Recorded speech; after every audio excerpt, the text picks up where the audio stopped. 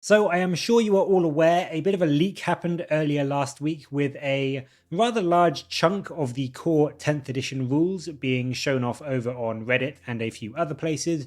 Now I'm not going to show any. I don't really want to sort of go through every single page word by word and go through all of the details and changes and potentially spoil anything for anyone that wants to keep that side of the release for the actual release date.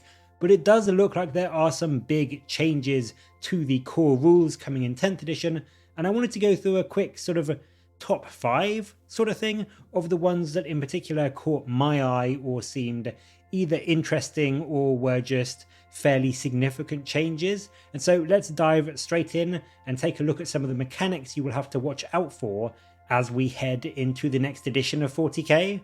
So first up on the big new changes is that saving throws cannot be stacked to more than +1 now. So currently in 9th edition you can be in cover for +1 and maybe have a psychic power on you for +1, meaning that even your 4-up save guys could be making a 2-up armor save. And it could go further of course and essentially let you ignore -2 or -3 or maybe even -4 rend or AP against enemy firepower.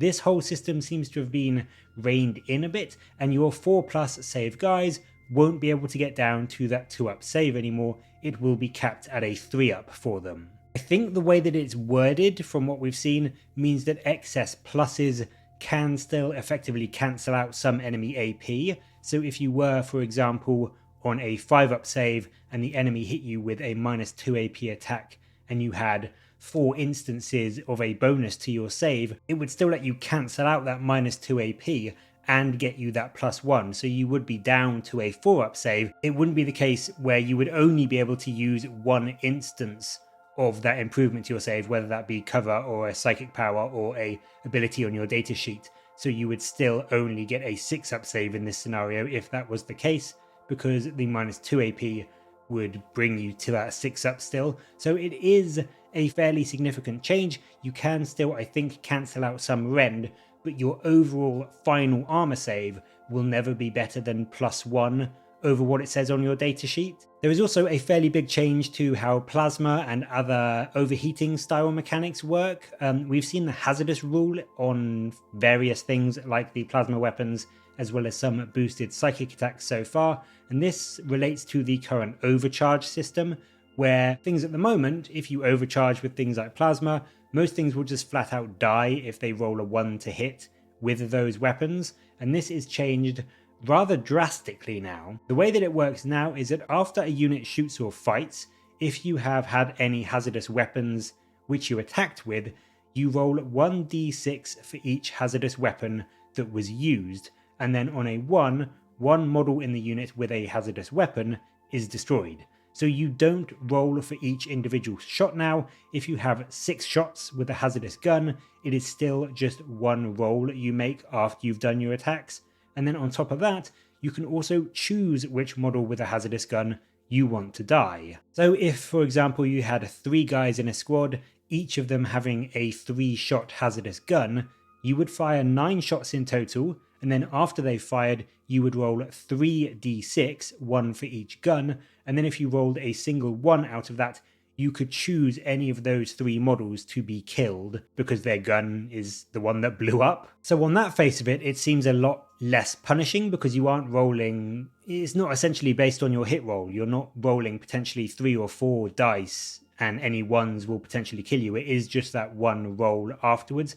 There is also a caveat that if the firing unit or model is a character, a monster, or a vehicle, they don't just insta-die, instead they take 3 mortal wounds. So again, this is a lot less punishing, especially on characters where previously they would just instantly die. A lot of named characters now that have plasma guns have seemingly got non-dangerous overcharge, they're just the flat sort of strength 8, 2 damage profile, things like Azrael for the Dark Angels.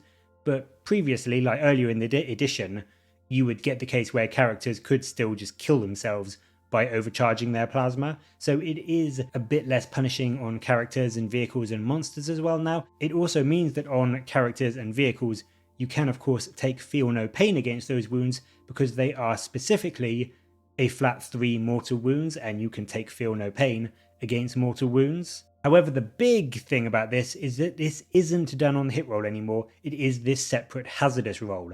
So it can't be re-rolled if you have re-roll hit rolls, for example. So there is only one way so far from what we've seen that this roll can be re-rolled, and that is using the command point re-roll. So whereas previously there was a lot more risk because you would be potentially rolling a load of ones on your hits, but you could re-roll them if you had a captain nearby or some kind of aura nearby to give your unit re-roll ones or re-roll hits, so that kept you a lot safer.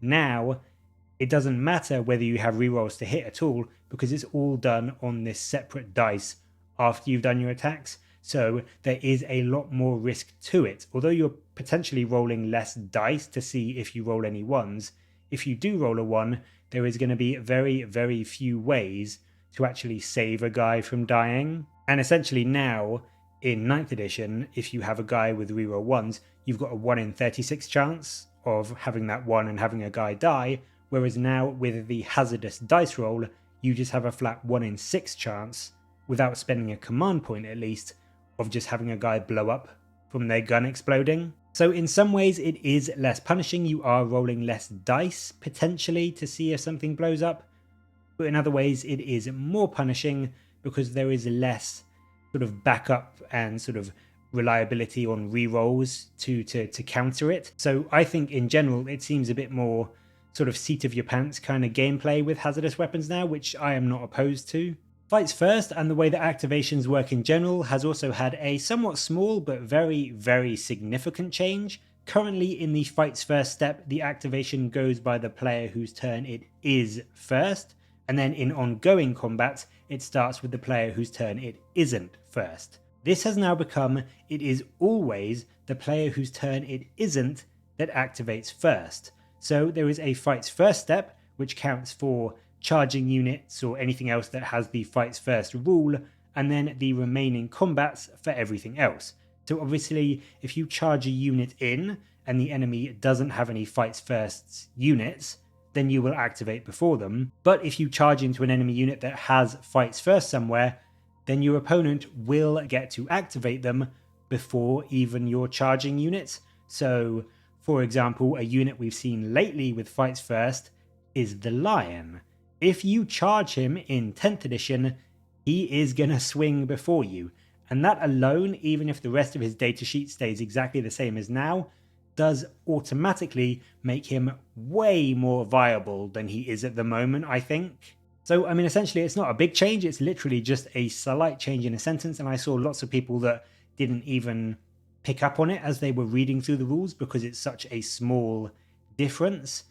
But it is really important, and it means that if you are charging in your units, you need to be really careful in looking out for enemy units or enemy squads that may have Fights First, because currently in 9th you can be 99% sure that if you charge a unit in, they're going to get to fight first, but in 10th edition that is not so sure. So you really do have to plan out your charges and be aware that if you both have Fights First units, the enemy is going to activate first, and then in the remaining fights subset, it is the same as it is now, where the player whose turn it isn't again gets to go first. So essentially in each step of the fight phase, it is the opposing player, the player whose turn it isn't, that will be activating first. So that is something quite big and important to be aware of going into 10th edition. The next big thing that I noticed in the core rules is a change to how fighting actually works when it comes to pile-ins and what models can actually swing. Because it now specifies that a unit that's charged and is making pile-in moves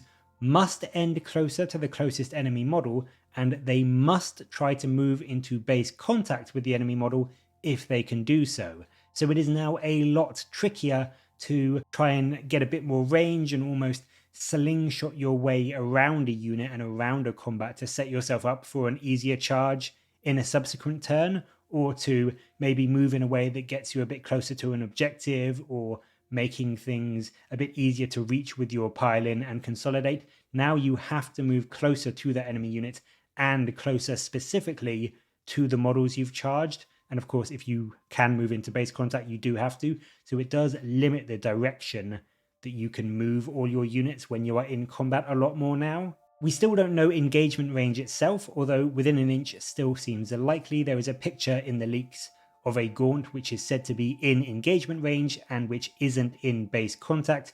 So there was a rumor going around that now engagement range was going to be base contact only. That doesn't look to be the case. However, where direct base contact is more of a thing now is that models that want to fight that aren't in engagement range, they need to be in base contact now of another model from your unit that is in base contact as well. So of course, if you have a few models in engagement range of an enemy, they can of course fight. But in 9th edition now, any models that you have behind them that are within half an inch of those models in engagement range, they can also fight. Now, you have to be in direct base contact with your models in engagement range to get to swing. So before, currently now, you have a little aura. It's only half an inch, it's not huge, but it's a little aura, a little bubble where you can get some more models in to get them to attack. Now you're going to be a lot more constricted. And if you've got a big horde unit like orcs or nids, you are not going to be able to get as many models into melee as you are used to, because although that half-inch bubble doesn't sound like much, it will let you get a few more models in compared to the way it is in 10th, where they all have to be in base contact. So whilst this may not come into effect on 10-man squads with things like Terminators or Marines or whatever, with bigger horde units, I do think this is going to force you to be a bit more careful about how you charge and how you pile in, so that you don't get caught in choke points or in a position where you can only get so many of these sort of second row models into base contact to get them to fight, because you don't have that little half-inch aura anymore. So it's just something to be aware of. You may not be able to get quite as many models into swing in combats in 10th edition as you are used to in 9th. And then finally, there's another change that I saw that I thought was quite interesting, and that is an update to Big Guns Never Tire. This is the rule that lets vehicles and monsters fire into combat, so it is harder for them to get bogged down by useless enemy chaff. However, now in 10th, in a rather nasty twist for the poor vehicles, this rule also now lets other units outside of engagement range shoot into combat at those vehicles and monsters. So you can now very much charge into an enemy tank with some useless chaff to tie it up, and then your heavy weapons in your backfield can still shoot at the tank.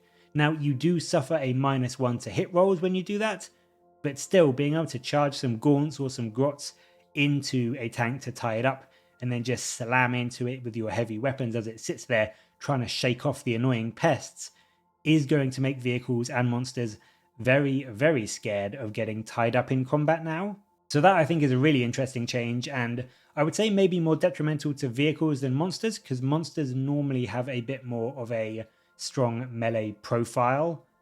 But I think this is going to make vehicles, despite their increased toughness in 10th edition, it's going to make them feel somewhat vulnerable if they advance a bit too quickly and get caught out of position by an enemy chaff unit, because you are no longer going to be safe in combat.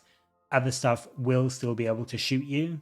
So that's going to be it for this video. Not all the things, as I said, that were revealed in the leak have been discussed, but there's just a few things here that I thought were particularly interesting to me, or people may not have seen and definitely need to be aware of going into 10th, because they are fairly substantial changes, especially things like the fights first rule and also the big guns never tire rule will definitely impact how you use certain units and models. But as always, I'd really love to know what you think of these upcoming changes, and so far, do you think 10th edition is sounding better or worse than 9th edition for you? Let me know your thoughts down in the comments below, and as always, thank you very much for watching.